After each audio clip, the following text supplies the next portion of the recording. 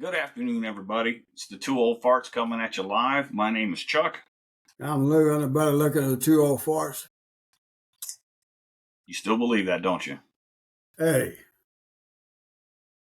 gotta What? have something. I gotta have something to say. I gotta have something make me feel good. Yep, you sure do. I And didn't feel that we well should be. yesterday. What's that? So I didn't feel that well yesterday. I don't know. I just had a headache and just kind of didn't feel. You just kind of feel like I Crap. do it. Yeah, Like crap. yeah. Well, this time of the year and also in spring, there's something about the weather and the change in the atmospheric conditions and whatnot, because I get headaches all the time during this time of the year. So it could have been that. Could have been dehydration. Who knows? Well, I get headaches all the time, and it's migraines. They gave me some medicine a couple of different times. It actually made me feel worse than so I just rely on my ibuprofen and Tylenol. Well, mostly Tylenol. I don't take ibuprofen. I can't because I take another pain pill.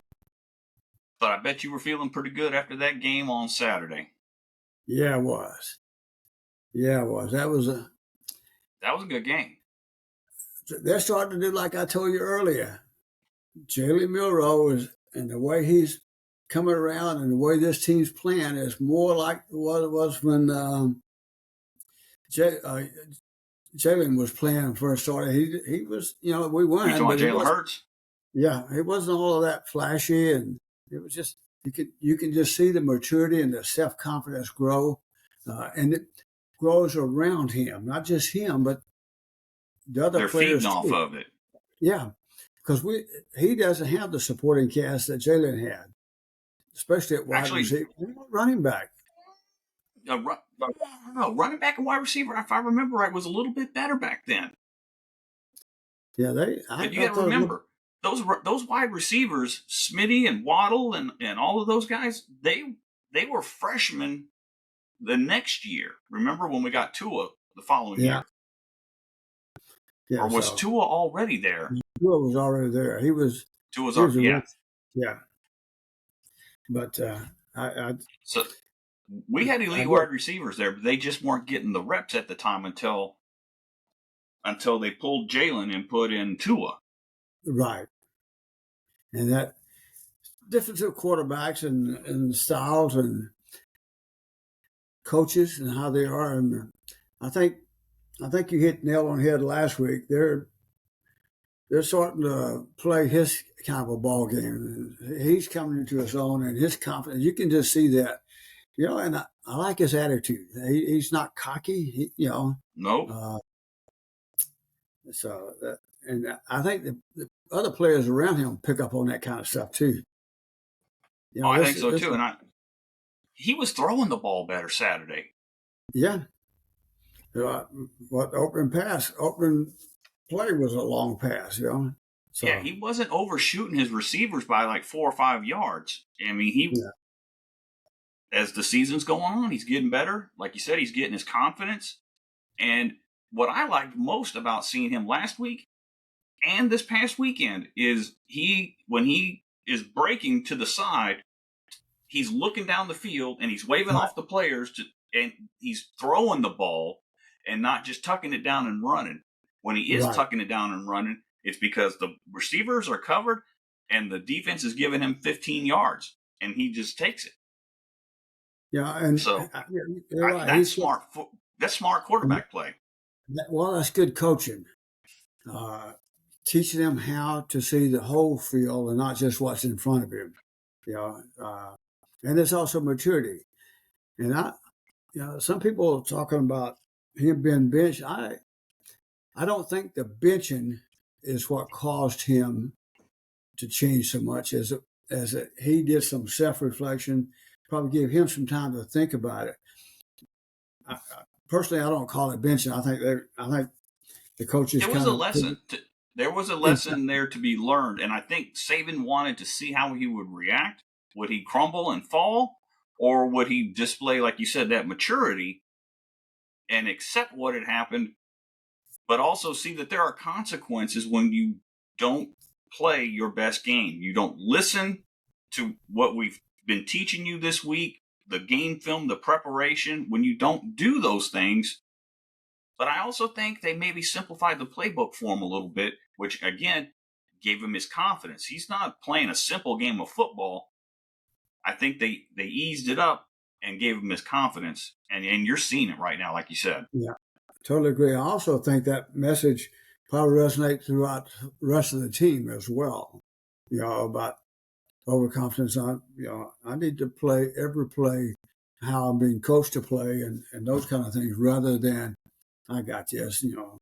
So and Nope, you're what I right. was really pleased about was there was no mental letdown. A lot of times there's a mental letdown when the press, everybody talks about you're so much better than the other team and those kind of things. The real test is going to be Saturday when we play Chattanooga. Not so much from a physical skills point of view, but from a mental point of view. How serious they take it in the It, preparation. exactly. If they take that and prepare for that game just like they did with Kentucky, we're going to be all right for the rest of the year, I think. Now, whether we win the rest of the games or not, I don't know yet, but I think they And if increase a lot. any of the fans want to criticize the defense, if you do, you're poor mouthing Kentucky because that's a good football club. And them 21 points they hung on us just shows how good of a team Kentucky is. Absolutely. It shows their mentality. They did not give up, even to the No, they fought. last play. Yeah, absolutely. You know, uh,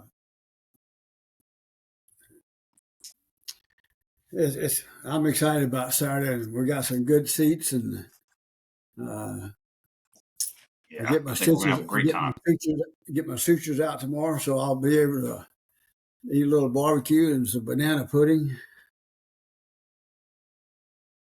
Sounds good. Wait, hey, Wait, before we move on out of college football, what do you think of the news on Sunday out of Aggie Land, I'm going to out of tell you, College Station? I wasn't surprised. I was surprised at how early it is. But I made some notes here.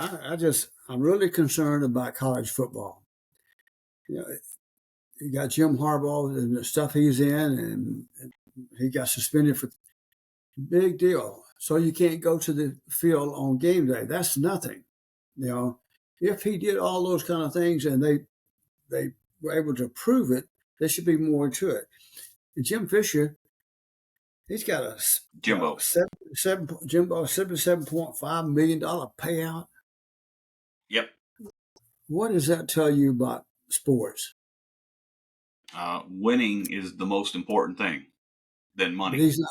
But he's not winning. It's more about That's what that $75 million payout is telling everybody is we care more about winning because the $75 million that is due you, you're not that valuable because you're not getting the wins, which means they're losing money by keeping him on because they're see not you. going to the CFP, they're not going to big bowl games, which means there's no big TV dollars, Yep. and there's You no high school recruits are going to want to go there. None of know, the skill players in the transfer portal are going to want to go there. And not only that, guess who's coming into the league next year? and Texas. I and I think that's why they pulled the string as quick as they did, because they know next year they're They're trying to getting. salvage that recruiting class from next year. Yep. 'Cause I don't understand the next year we're not going to have the two divisions in the SEC. I haven't followed that too much. What's that all about? We don't. Let me check real quick. We're not having the east and west, or two divisions like we're having now. They're adding those two teams, but anyway, this money business just really concerns me, and it's not just football; it's all sports. The NIL, the top 10 college players, most of them are quarterbacks. They're making 1.2, 1.3 to over $6 million a year in NIL. Now that doesn't mean they're getting all that money, but and football, basketball, and women's basketball is third, and softball and stuff like that. It's just so much money getting involved in all that stuff. That concerns me about the sport itself.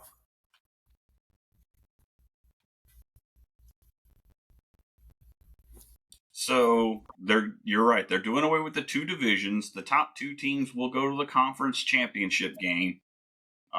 They're doing two home, two away. What did it say here?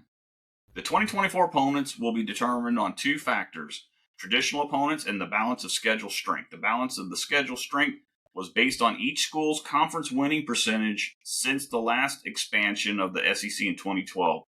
Winning percentages for Oklahoma and Texas in the Big 12 since 2012 were included in determining the 16 position rankings. Each school's 2024 schedule will include four opponents, two home, two away, and whose winning percentage ranked among the top 8 since 2012. And each school's 2024 schedule will include four opponents, two home and two away, whose winning percentages ranked among the second 8 conference winning percentages. No team will travel to the same location to which it traveled to last year, or which is this year. And it should be noted that when a long-term schedule format is determined, it may not be possible to structure a schedule that does not include some schools playing at the same location in back-to-back years in the first year of the new format.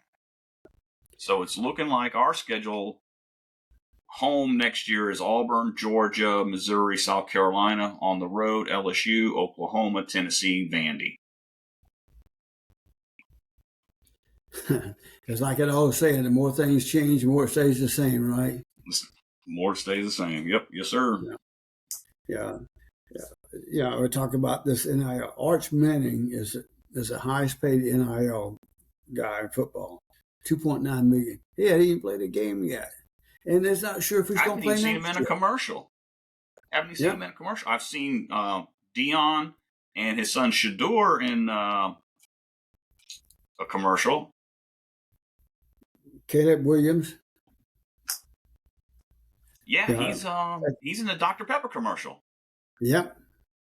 So it's too much money getting into it, and I'm not sure it's going in the right direction. I think it could probably be served a lot better if it was more across the board with all of the athletes versus just one or two. I understand, but most of these NIL athletes this year is quarterbacks.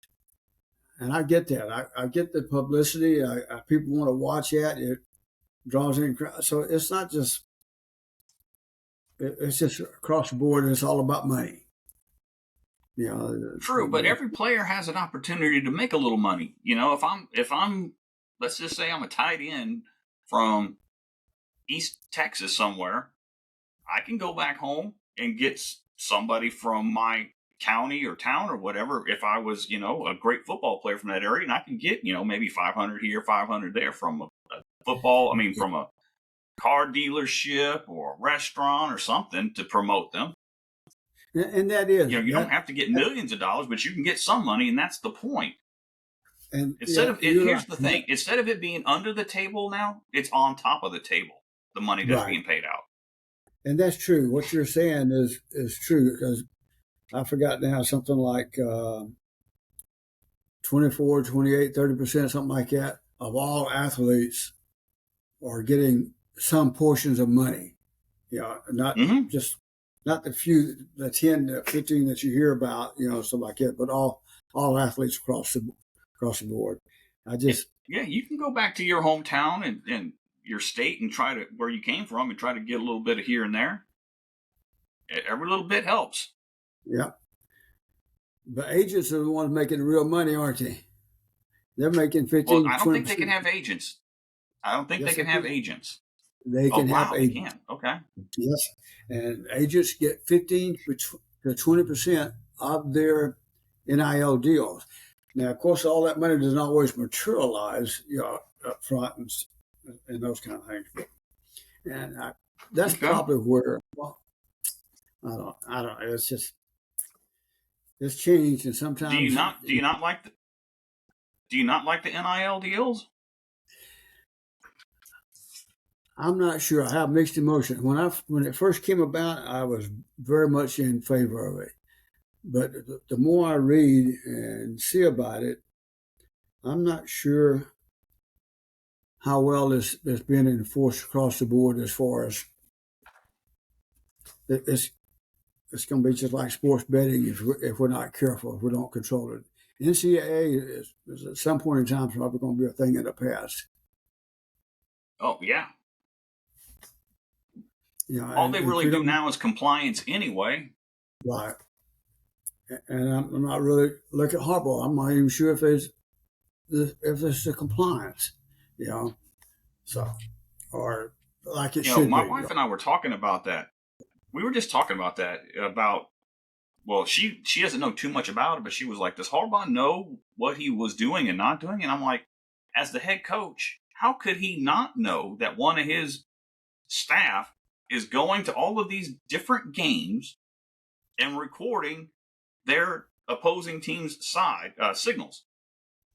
Like, is it just going to magically show up one day to the defense and the offense? Like, hey, do this or do that when you see this. Like, where does this come from?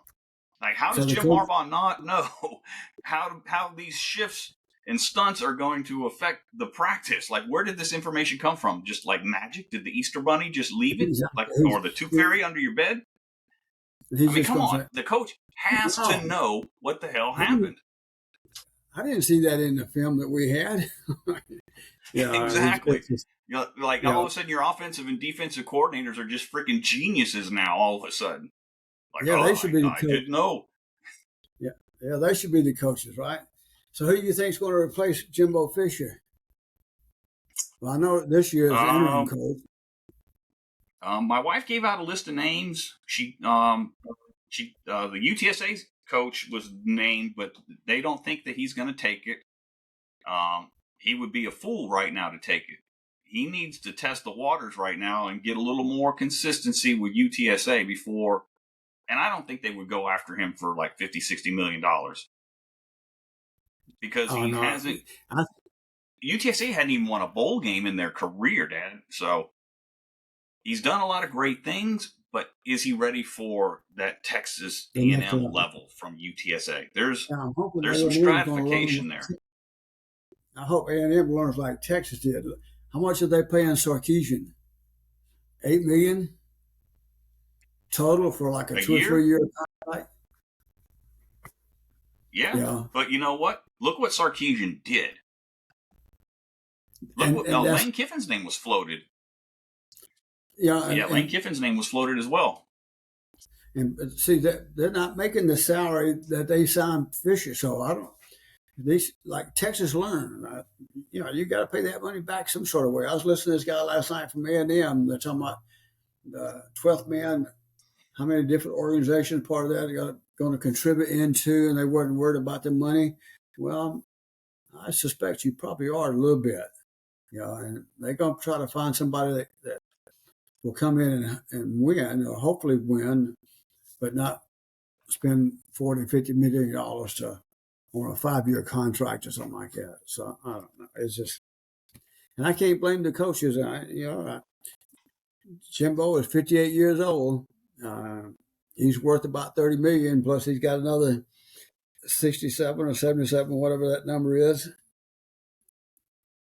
over the next few years. So, So, so right yeah, now on Fox Sports, they're saying Mike Elko from Duke, Jeff Traylor from UTSA, Mike Norvell from Florida State. He ain't leaving there. Dan Lanning from right. Oregon, hell no, he ain't leaving Oregon. Lane Kiffin from Ole Miss, I think he's okay where he's at. He might be holding out for Alabama down the road. Yeah. Kalen DeBoer or DeBur, I don't know how you pronounce his name, from Washington. Uh, Maybe. But then again, Washington aren't they going to the Big Ten? The yes. Huskies. Yep. And Jed Fisher then, from Arizona. That's somebody who might go, yes. and maybe Dan Campbell from the Detroit Lions. Those are the candidates right now. But right now, Yeah. Dan Lanning, he ain't moving from Oregon. Hell no. Why would he leave? He's got a good thing going. And not only that, was it Nike that puts all that money into Oregon?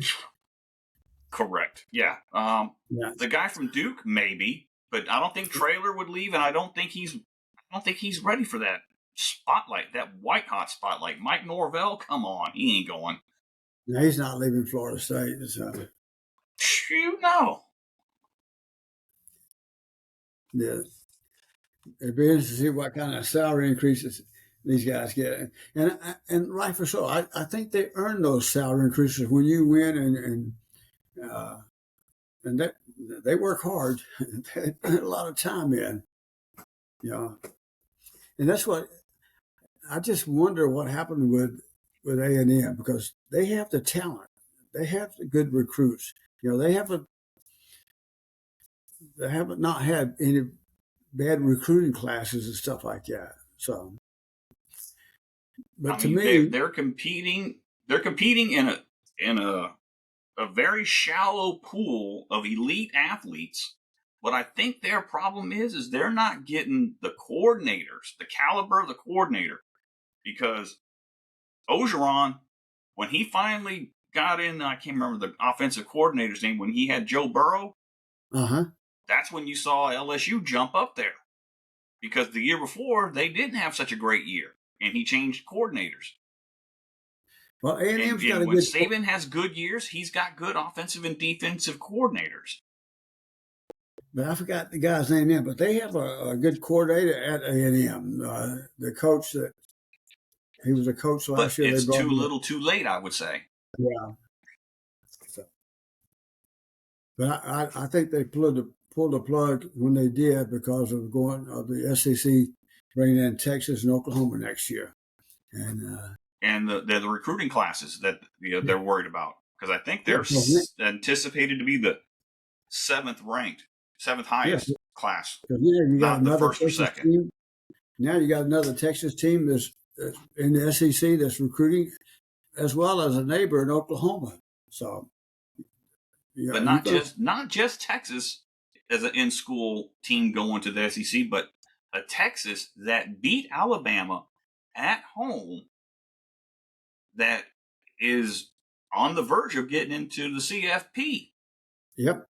So You see it's what I'm gonna be saying? So if I was a young prospect that has a choice, and I've gotten offers from Texas and A&M right now, there's more shine on UT than there is on A&M. I'm yep, just saying, yep. I a lot agree. more shine. Well, how do you think the ratings going to fall out tomorrow night? You think we'll move up any, or we're going to stay where we're at? Probably where we're at. I mean, there was no losses, were there? Out of the top six teams, No, the only thing is Texas played Florida a pretty State close won, game. Oregon won, Texas won, Ohio Uh, State won, Michigan won. So if there's no movement, why should we move up? yeah, but you look at the strength of schedule, though, you would think that. Strength of schedule, strength of record. What's his name? Greg McElroy. We have the highest strength of schedule, strength of record of the one-loss teams. Mm-hmm. But head to head, Texas beat us, so Texas gets to stay ahead of us. I And don't disagree Oregon's with been it, playing good ball. but I'm not sure Oregon's been playing good ball. Oregon's done. They've got one loss, but who have they played? That's only where I have the difference. I They think they Texas played is. Utah. They played Utah. They played Yeah, Washington. They lost to Washington, but they lost to a good Washington team. They played a very good Utah team. Didn't they play USC? but USC is in the middle of the road this year. The Heisman Trophy winner, he's not producing this year like he did last year, but yet he's still getting quite a bit on this UIL money. NIL money. Yeah, he's 2.6 million. So anyway, Well, you I blame just think Dr. Pepper for that. that's true. I just think I agree with Texas being ahead of us. I just don't agree with Oregon being ahead of either one of us. And Texas moved ahead of Oregon, right, this week in the coaches poll. I can't remember. Oh, I don't care about the coaches poll. Yeah, I mean, it yeah. really means nothing. You're Let's right. see the I'm standings. in conversation. If it ain't the AP or the CFP, it doesn't matter. Yeah, Uh, Rankings. Here we go. The CFP slash AP slash coaches poll. All right. So the top 25 AP, Georgia, Michigan, Ohio State, Florida State, Washington, Oregon, Texas, Alabama. Same thing on the coaches poll. coach, yeah, coach polls all the same. I just don't agree with Oregon being where they're at. Texas, I They totally got agree way with. more votes than us too. Oh, absolutely, absolutely. So we'll see. So anyway, why are you working from home today? Well, at work, it's a family day. My wing decided to give.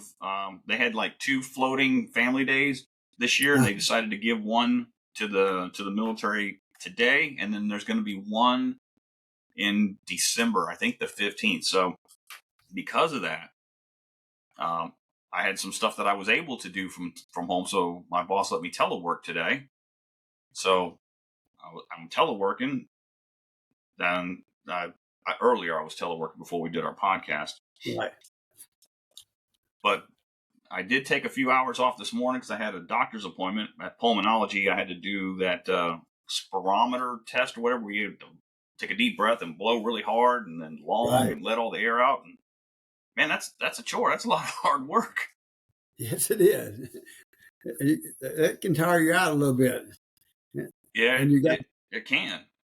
yeah, and you But got your ratings. along with that, I finally got some good news last week. It only took since February to finally get my VA rating for emphysema. I had claimed sinusitis and rhinitis. They didn't give me the sinusitis, but they gave me the rhinitis, which is just an inflammation of the nose. Usually, sinusitis is brought on by rhinitis.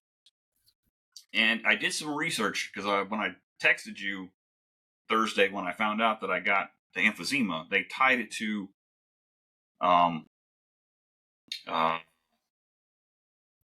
the CPAP, the sleep apnea.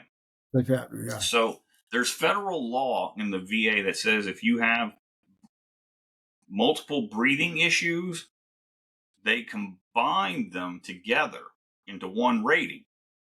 And generally, they go after, of the two, which one is the most severe. right, So with sleep apnea, it's either 0, 50, or 100. Zero meaning you have it, but it's just not bad enough for you to need a CPAP machine. right, 50 means you need a CPAP, and 100 is you know you're going to die almost. And with right, emphysema, it's 0, 10, 30, 60, or 100. So based on what I had read, obviously I'm either at a 0, a 10, or a 30 on the rating, which doesn't exceed the 50.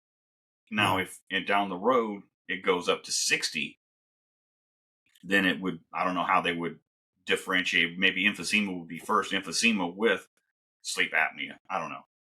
But if it's multiple breathing issues, they combine them into one rating and they take the highest of the two because that's the law. right, Because and the reason for that is there's so much overlap with these breathing issues. Like having emphysema alone can cause you to get sleep apnea and need the right, CPAP machine. You see what I'm saying? right. Yeah, The and sleep apnea doesn't give me the emphysema. The emphysema can cause me to get sleep apnea. exactly because of the sleeping behaviors. It took you a while, but I was impressed that once you had your final exams, they acted on it pretty quick It after came that. really quick after that. Yeah. Yeah. So So all you veterans, be patient. It's a process, and there's human beings involved in this thing, and they're pushing paperwork and whatnot. So if you have true concerns, don't take it out on the VA or the people doing your examinations, talk to your Congress people, talk to your senator, talk to your members of the House of Representatives. Those are the people that can change the laws. The people at the VA are only following the law. So if you have frustrations, don't take it out on them. You can ask questions, but be patient with them. It's a process, and as soon as you start the process, it is retroactive from the day you filed. Absolutely. So, what organization helped you with your claims? I use Texas Veteran. I had signed up with Okay. them years before you and I had joined the DAV. But I would suggest that anybody who needs help join any of the veteran service organizations like DAV, VFW, American Legion, Purple Heart here in Texas, Texas Vets. There's multiple organizations that can help you file your claim. I totally agree. You need to reach out to some veteran organization that will help you, and like you said, be patient. So, if you had to give some advice, what would you say besides being patient? Tips about being patient, or No, what? other What than was your being question? patient, what other advice would you have? Keep good notes. You have to, and this is just for life in general, you have to be a good advocate for yourself, for all things in life, for your health care, for your job, for your education, for your family. If you don't advocate for yourself, you can't expect or hope that somebody else will. Because as we say in the Army, hope isn't a plan. So if you advocate for yourself, keep notes, keep records of your visits, these are all things that will help strengthen your case. Is that what Absolutely. you were looking for? You Yep, you have got to take care of yourself. You got to tell them they don't know anything about you other than your name, age, and blah blah blah. And they read you a little bit there, but you have to provide them with the information. And I think that's where a lot of veterans get frustrated. One, they probably don't have good records, or they get into that mindset that, well, it's not my responsibility. It is your responsibility too. Uh, so, But some good but advice. by the same token, you may not have a lot of records. And here's why. If you've deployed to Iraq or Afghanistan or been on board a ship, the chances of you having records of your visits to the doctor probably slim to none. That's one. Two, the way to remedy that is through buddy statements or lay statements. Your friends So, who you were deployed with can write statements on your behalf.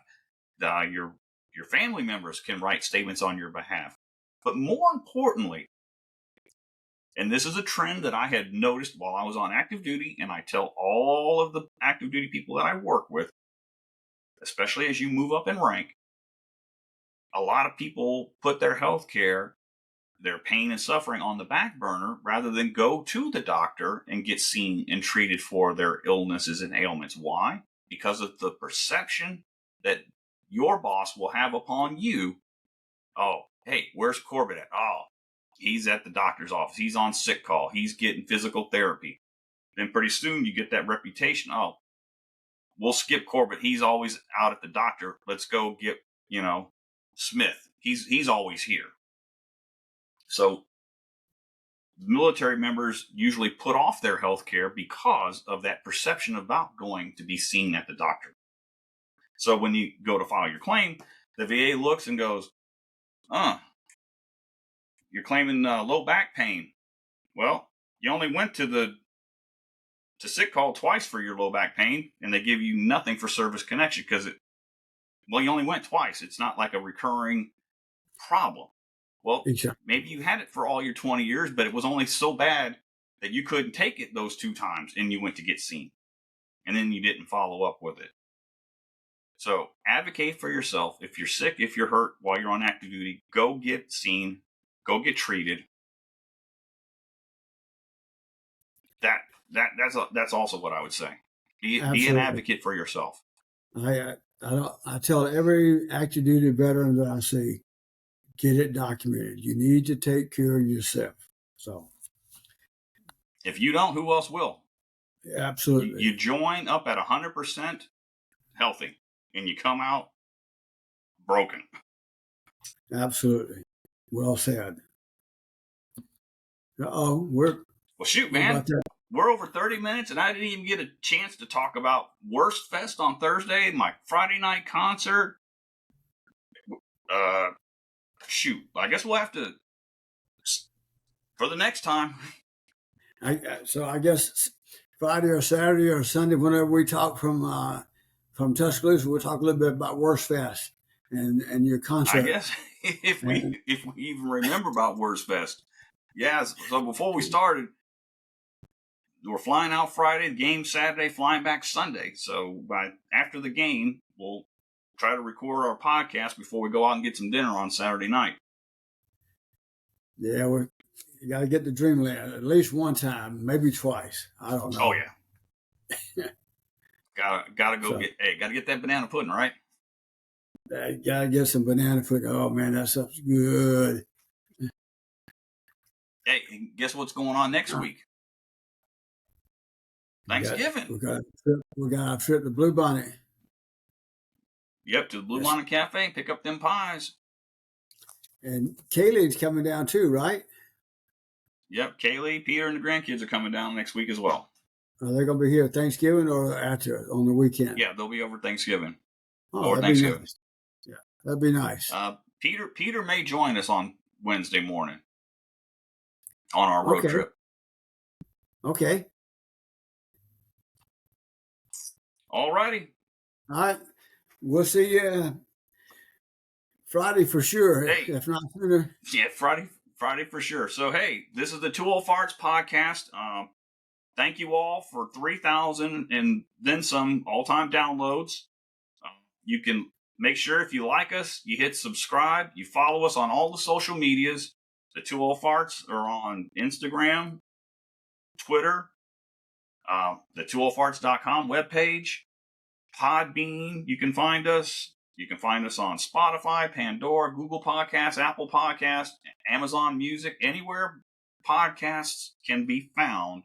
Player FM, Deezer, Stitcher. Just type in the Two Old Farts and we will show up. And make sure you like us and subscribe. Sounds good. You have a good week. All right. You too. Talk to you next week. See you on Friday. All right. Love you guys. Love all you guys out there. Give us a call. Shout out to us. Yeah, thank you. Love you all. Love you, Dad. All right, son. Love you too. Bye. All right, bye.